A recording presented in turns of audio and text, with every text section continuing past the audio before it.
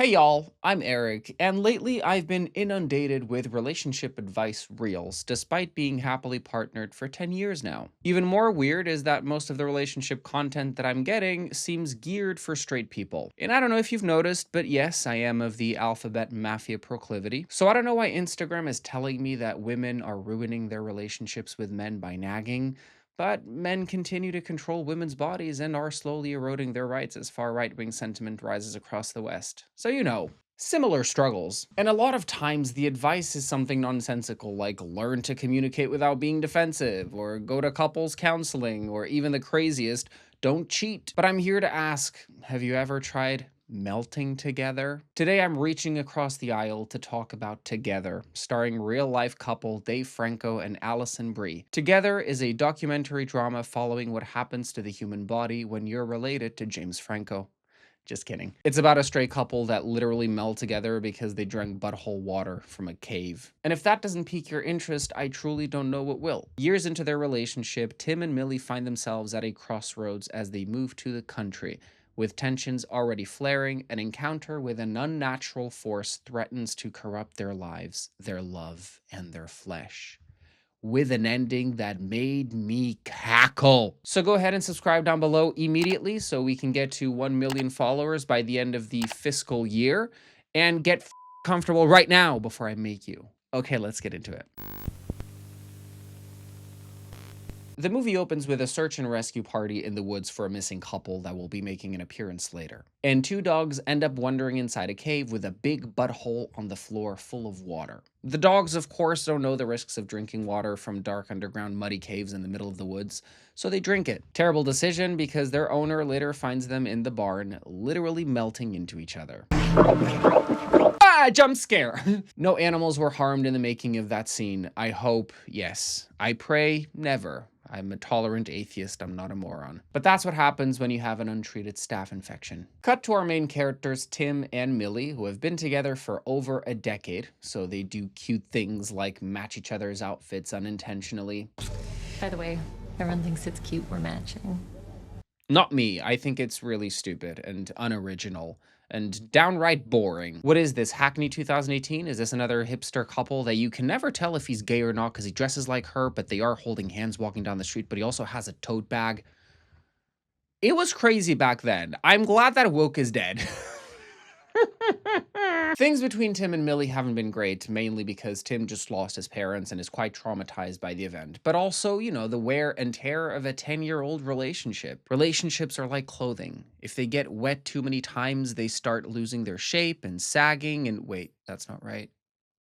Fuck, wrong analogy. Millie just got a job teaching elementary school a couple of hours away from the city, so they're both moving there because she has a job and he doesn't. And that, plus moving to the middle of nowhere, is putting a strain on their relationship. Tim isn't super enthusiastic about the idea because he's an aspiring musician who is afraid of never getting his big break by moving away from the opportunities that he's currently not getting anyway. And Millie hasn't been fucked in months, and her friend thinks that she should find a country boy that will do it, and I concur. I like her friend. If your partner isn't you like they should, find someone else. Speak to them, open the relationship, enter an ethical, consensual, non-monogamous situation, arrangement. Go crazy. Straight people need to relax out of the pressures and expectations of having a model-like relationship where it's always the same patterns and it's just so boring. Have some fun. Change it up a little. Invite someone into your boudoir. Make them sign an NDA so they can't tell anyone. And to make a complicated situation even worse, Millie decides to surprise propose to Tim in front of all the people they love, which isn't unusual, but I would call it tremendously stupid. Because what if you get on one knee and whip out an imaginary ring to propose to your partner in front of all your friends and family, only for them to just stare at you like you grew a third eye in the middle of your forehead? Also, a fake ring for a spontaneous proposal, not to be the one, but to be the one. Don't use a fake ring and then just use your hands to do an imaginary symbolic. Just get the fucking ring before you propose. Get the ring before you propose, or propose without a ring. But don't propose with a fake ring. That's Oh, and do it in private, okay? Humiliation is much less humiliating when there's no one watching. I, for example, took my husband to an empty beach after dinner at night so no one was around to witness a potential rejection, which obviously was never gonna happen. When I proposed, I knew it was gonna be a yes. Proposing to save a relationship is straight people's business. Second reason most popular to save their relationships right after, let's have a kid. As a relationship coach expert with a degree in emotional stability and a PhD in affiliate marketing, I'm going to teach you how to take your relationship to the next level. Step 1, buy a butt plug. Step 2, shove it up your. After a rather awkward silence immediately following the surprise proposal, Millie confesses to Tim that his hesitation made her feel unsure for the first time. Unsure of whether they love each other or are just used to each other. God, talk about pain points in long term relationships. It's easy with time to get so used to being around that person, you don't even know if you're in love anymore or if you're just sleepwalking through life, neglecting the signs that your relationship might be doomed to fail. Like, for example, when an SSA Mormon marries a woman, SSA stands for same sex attracted.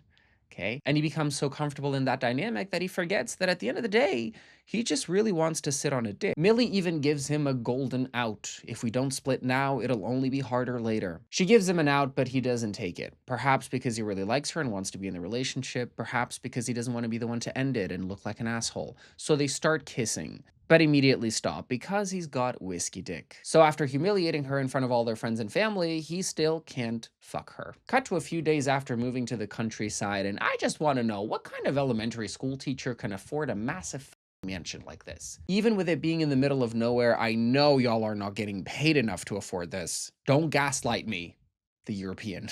And just like their relationship, the house stinks. So Tim investigates the smell and finds dead rats up in the ceiling, like the grossest symbol of their rotting relationship. At work, Millie befriends a colleague named Jamie who welcomes her with open arms and even compliments her resume, given he was part of the hiring committee, and jokes about how they're practically neighbors, given that this is such a small town, hee hee ha ha. And all he does is ask her if she's settling in okay with her husband or her wife, and Partner, me and my boy partner, Tim.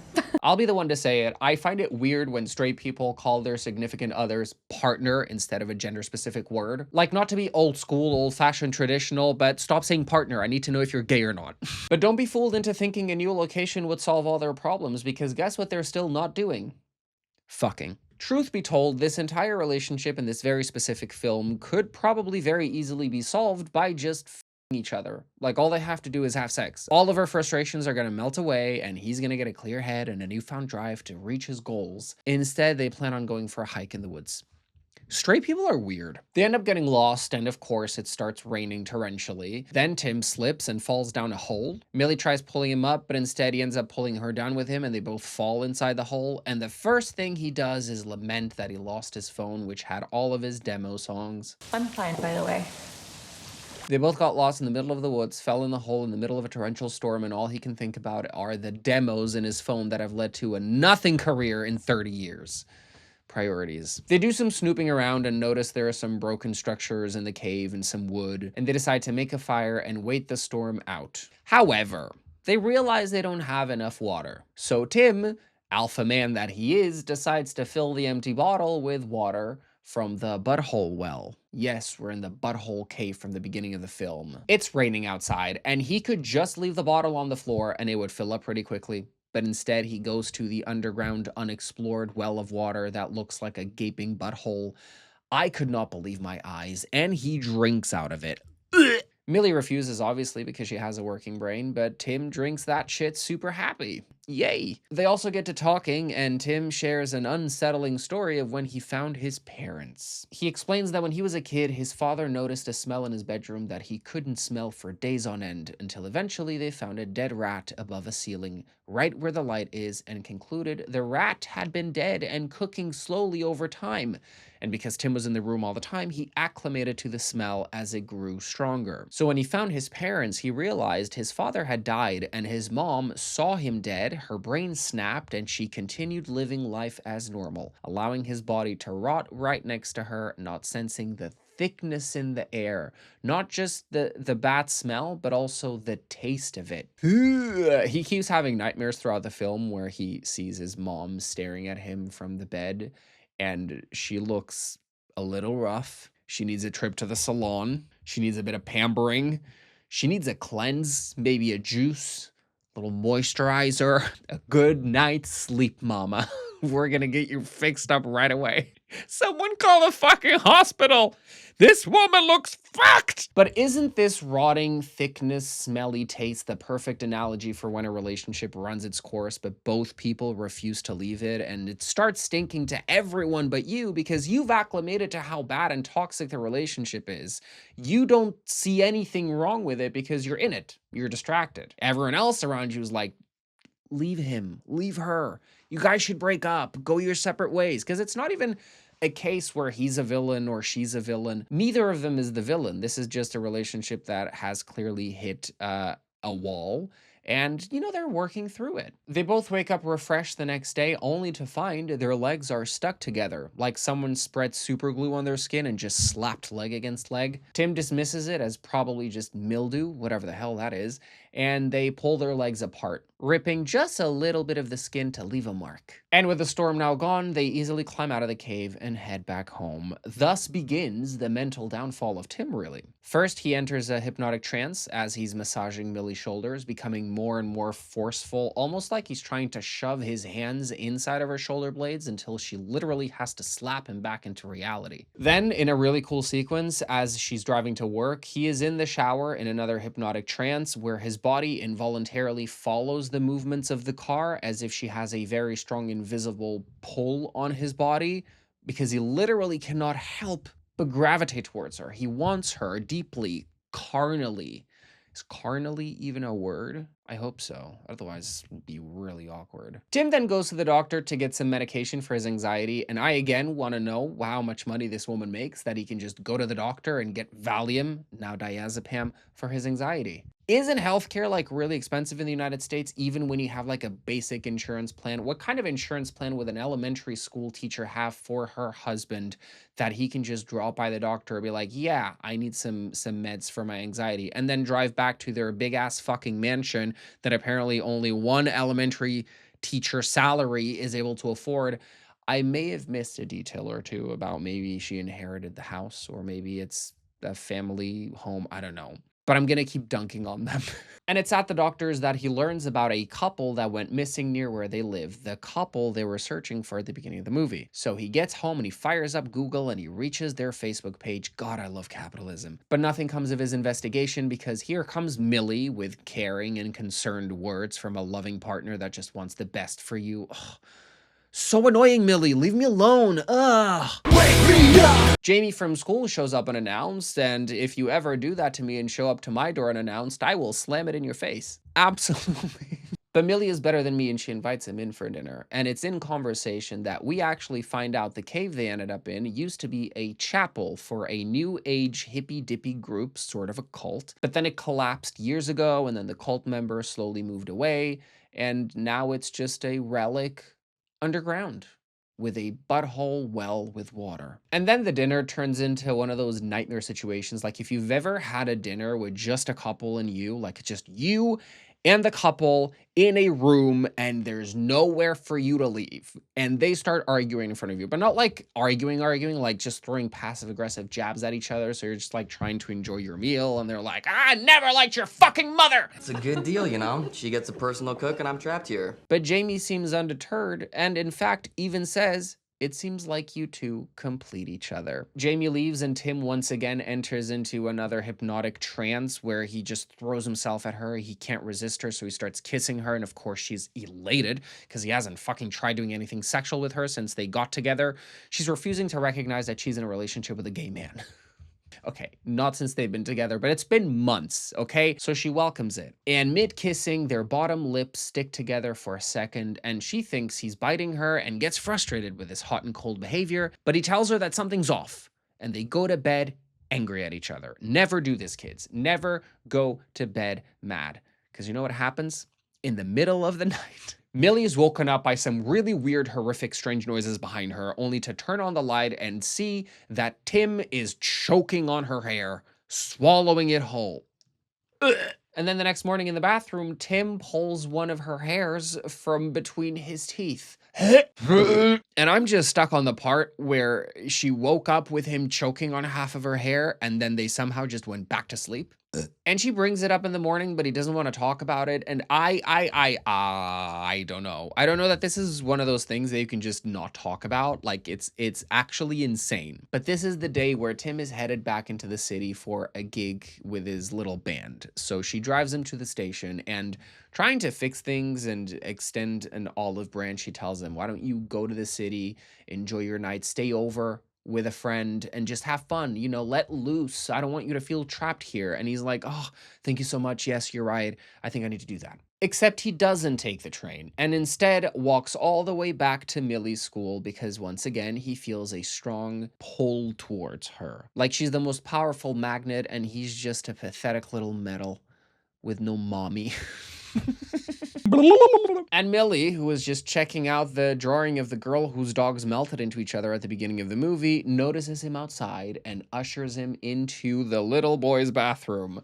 And if Reckless was a couple, this be number one on the list. Because he's like, "Oh, I felt this thirst all over, but now that you're here with me, I'm good. Like, I couldn't resist you." And then he throws himself at her again. And he's like, "I need you."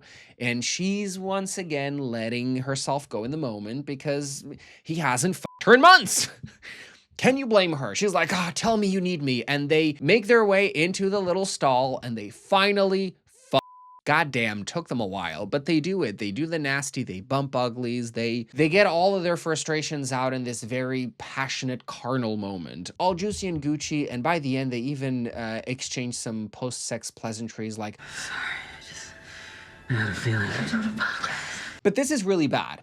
Because this is not just she could lose her job situation, it's they could both go to prison and end up on the registration kind of bad. They're in the little boy's bathroom in an elementary school. But after exchanging these post-sex acknowledgements, Tim and Millie are stuck again. First, it was their legs while they were sleeping. Then it was their lips when they were kissing. And now it's their when they were so they try pulling apart and it sounds very painful. Like the way it sounds, it's like instead of lube, they used super glue. And then they did that thing that Mormons do where you just go in, you dip and you soak, you stay in and then you let the glue dry and then you try and pull out. Imagine. So they're stuck together and they're trying to pull out when Millie notices a boy is outside of their stall door, just stood there like a fucking creep. Get lost! The kid eventually leaves and seeing they have no choice, Millie pushes Tim out of her. The kid who was outside the door, turns out, is a little snitch, because he comes back with Jamie. Tim hides while Millie apologizes outside, and Jamie writes it off as her having had an incident during her time of the month. They go back home, and Millie is absolutely furious with Tim because of what he made her do, and he's like, "I didn't force you to do anything," and Millie's like, "Well, you kind of did, because you don't f me for months, and then you show up at my school all hot and bothered, wanting me, needing me. What the f did you want me to do?" And honestly, I think they both suck. They're both criminals. They are both criminals. They fucked into school. Millie decides to go and do damage control, so she drops by Jamie's to apologize for what he saw and notices a picture of Jamie and his partner. And yes, I'm using partner because he's gay. Fucking partner for straight people. Stupid. Jamie offers her a glass of water and she drinks out of it. Very important detail because this is butthole water. Now she's also infected. And he tells her of how the Greeks believed that we were created with 4 legs, 4 arms, 1 head, and 2 faces, but Zeus feared our power and split us into separate parts, dooming us to spend our lives in search of the other half. And I'm sure we've all heard this story when we were kids, trying to convince us that we all have a soulmate out there, someone that belongs to us. Weird possession thrown into relationships. He also tells her of how he once walked away from his partner and had all the freedom to do whatever he wanted, only to realize he didn't know how to be. Nope, he couldn't remember what he was like before his partner. He realized the person he became was because of his partner. Talk about losing your identity in a relationship. I do agree with the sentiment that when you're in a long-term relationship and 2 people grow together, then yes, the person that you become becomes intrinsically, inextricably linked with the other person. But it's like really important and also really healthy that you maintain a personality of your own. And just as Jamie is about to show Millie a video of his wedding, Millie spots Tim outside. Tim is now like a little lost dog that follows Millie around everywhere. He simply can't exist on his own. And he always looks like a scolded child who is also an addict going through withdrawal, and Millie's constantly scolding him. But as they walk home, she holds his hand because she feels the same pull. Guys, she drank butthole water without knowing. Against her will, really. Cut to later that night, Millie's sleeping and Tim is up doing research on the couple that disappeared, and he manages to find the exact location of where they may have gone missing, which just so happens to be the same location where they found the cave. The collapsed chapel, if you will. Suddenly, Millie is in the other room, her body pressed against the door, vibrating in the direction of Tim. He opens the door and she drops on him, seemingly having a seizure, and now he's the one having to slap her out of it. They have a talk in the kitchen, and Tim tells her something is wrong. Something happened to him in that cave that is making him act crazy, and now she's feeling it too.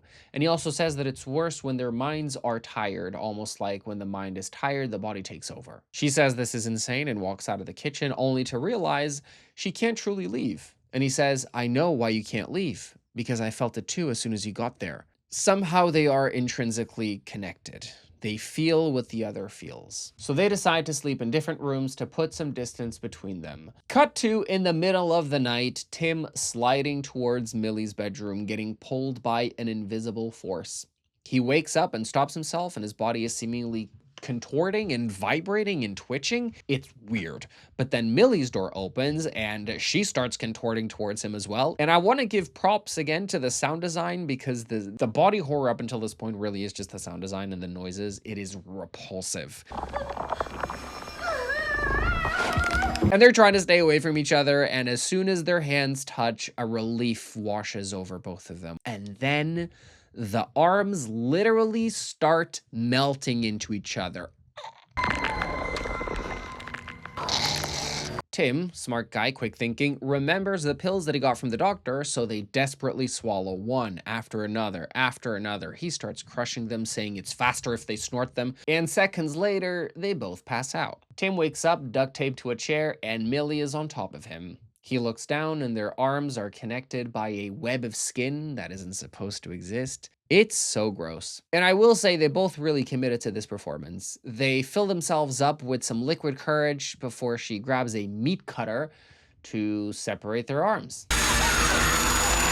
After this, Millie wants to go to the hospital, but realizes she left her keys at Jamie's, so she has to go fetch them. And Tim decides to stay back to put some distance between them, except really, he wants to go to the cave to investigate and try and find out what happened to the hikers. So, Millie gets to Jamie's and sees their wedding video playing inside a room and realizes that Jamie was part of the cult that used to gather in that chapel, and he went through a ritual during which he and his husband went into the butthole pool of water, and now they are one.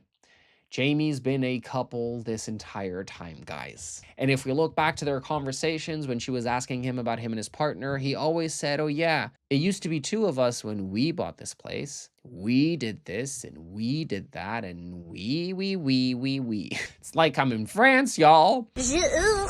Oui, baguette. And for some fucking reason, he seems to want Millie and Tim to go through the same. I guess it gets lonely when you don't have a partner to talk to because you're up each other's ass, literally. But I also want to mention that there's a big difference when a gay couple goes through this and a straight couple goes through this, right?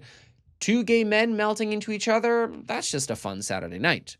A man and a woman melting into each other, that's an androgynous scandal. Or an androgynous miracle. Jamie also tells her that there's no going back now, and the more they fight it, the worse it is, and they should really stop trying to resist it because she's not going to want to find out what happens when you try and resist it. And do you want to know what happens when you try and resist it? Yes, that's disgusting. Tim found the missing hikers. They were in the cave the entire time, and they, I guess, only emerged now, not when Tim and Millie were there an entire night talking with a fire. This monstrous concoction does desperately plead with Tim to kill them, but Tim, selfish prick that he is, just leaves the cave again, leaves them both suffering. He does take the fucking knife they had stuck in their neck, though, so, like, damn. Tim's just a little prick. And then Jamie slits Millie's wrist to speed up the process. What a Tim and Millie come face to face, and once again the pulling starts, but Tim decides to finally step up to the plate, and he gets on one knee, and he surprise proposes to Millie with an imaginary ring. Realizing he spent so long fantasizing about a life where all of his teenage dreams would come true, when in reality, she is the dream of his that came true. Ugh. He then prepares to commit the ultimate sacrifice in killing himself so Millie can live happily, but Millie reveals that she's already dying and that there's no need for him to do that because, you know, she's bleeding. He cut her real deep. Jamie cut her real deep. That's attempted murder. Millie says her goodbyes, convinced that she's going to die and Tim is going to get to live a life happily ever after, but then she wakes up on the sofa. She didn't bleed out.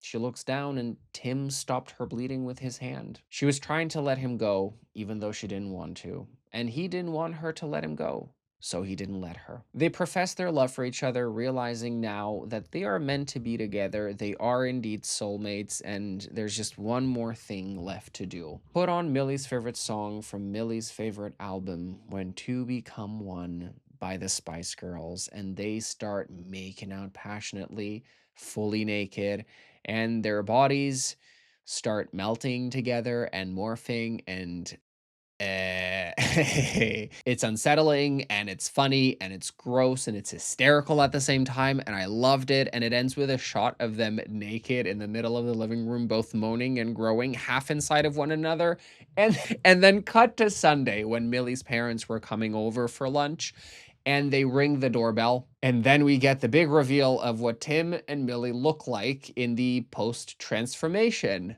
Hey.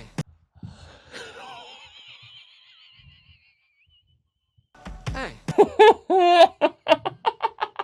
See, this is the thing. When it's a gay couple, like two men morphing together or two women morphing together, you know, the end result, is still what they both identify as. But when it's a straight couple, what is doing? But also, let's not forget that Millie was like, she wanted to fuck. What are they gonna do now? Are they gonna have sex with Jamie? Are they gonna, like, does it count as a foursome? Does it count as a threesome if they have sex with one other person? Are they even gonna have sex with anyone else? Do they even want to have? There's so many questions. Ooh, I really wish they would do a sequel just for the curious Sallies that just want to know, like, what would be the workings, ins and outs of this type of life? Curious, morbid curiosity. But in the end, they let go. They deliver themselves, fucking hell, deliver us from evil. They surrender to each other. They surrender to their love, and they are able to become a unit. Hey. And I think that's it for today, guys. Thank you so much for tuning in. If you like this video, make sure to leave a like down below. Subscribe to my channel if you haven't already. Click that bell notification so you never miss a future upload from me. And also follow me on all my socials. They're all linked down below. I really, really, really want to get to 1 million followers before the end of the fiscal year. So let's make that happen. Gay rights. Also, to the person who congratulated me on my hair transplant, thank you. I didn't get one, but thank you for thinking that I did. I just wanted to clarify that I haven't gotten one, just in case there are doctors out there, preferably London, that want to do a free hair transplant on this noggin here. I'm still taking applicants, so contact me. And until next time, stay safe, stay sane, stay stupid, and stay stuttering. Bye, guys.